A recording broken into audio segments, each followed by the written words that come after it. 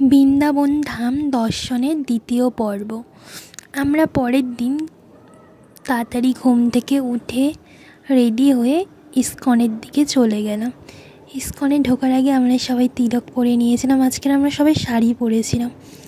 এই ইস্কনটা আমরা এতদিন ফোনেই দেখে গেছিলাম, কত ভিডিও।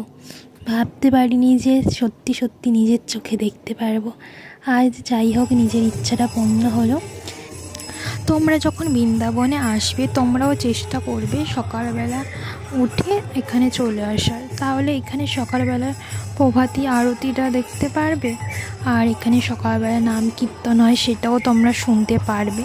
মানে মনে আলাদাই ব্যথা বেদনা কষ্ট সব দূর হয়ে যাবে। আর কি করে সময়টা কেটে চলে যাবে তোমরা বুঝতেই পারবে না। ঘন্টার পর ঘন্টা পার করে দিতে পারবে এই ইস্কনে। আমরা তো সকালবেলা এসে অনেকক্ষণই ছিলাম, 2-3 ঘন্টা। মানে কি করে যে সময়টা কেটে গেল আমরা কেউ বুঝতে পারছিলাম না।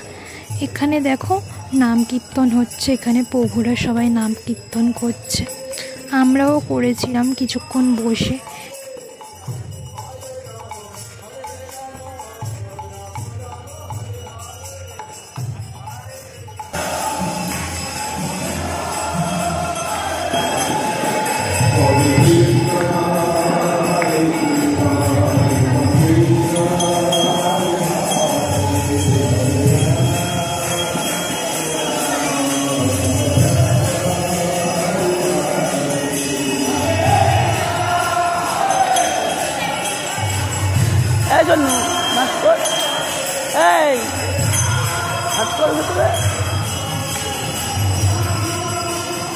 মিষ্টি রে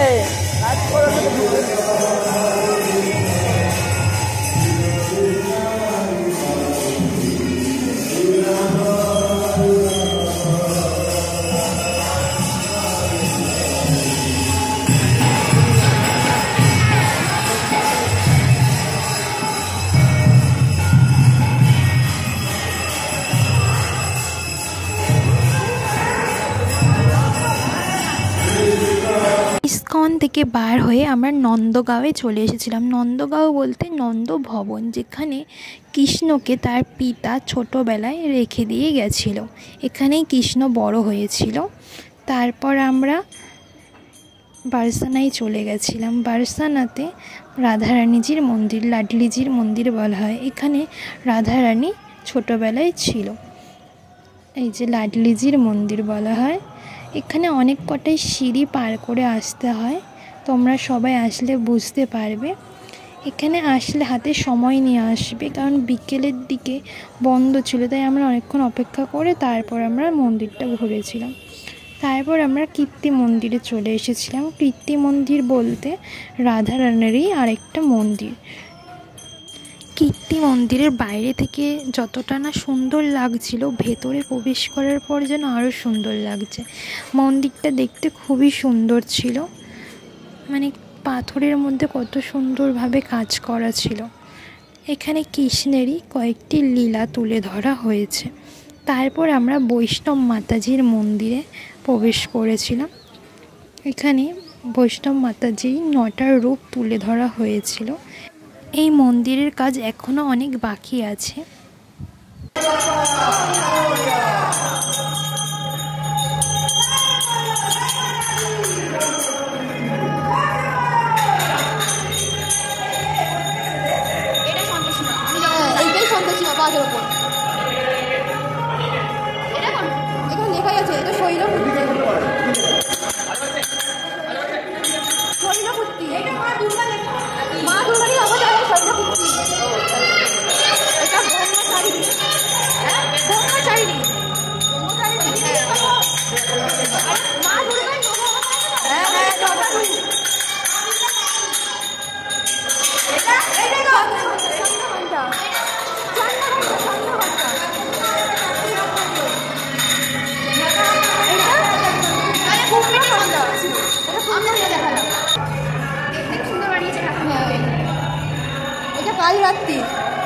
কাল রাত্রি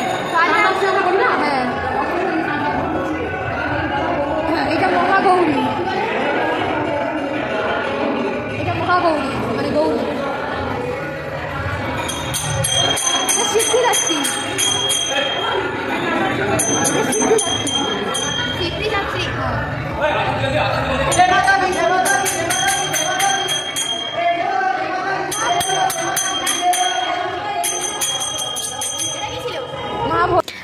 আজকের মতন আমরা কটাই মন্দির দর্শন করতে পেরেছিলাম, যেহেতু মন্দিরগুলো একটু দূরে দূরে ছিল। পরের ভিডিওতে নিয়ে আসবো আর কতগুলো মন্দির আমরা দর্শন করেছি বৃন্দাবন আর মথুরাতে। আজকের ভিডিও এইটুকুনি। তোমরা সবাই জানিও ভিডিওগুলো কেমন হয়েছে। ধন্যবাদ সবাইকে দেখার জন্য।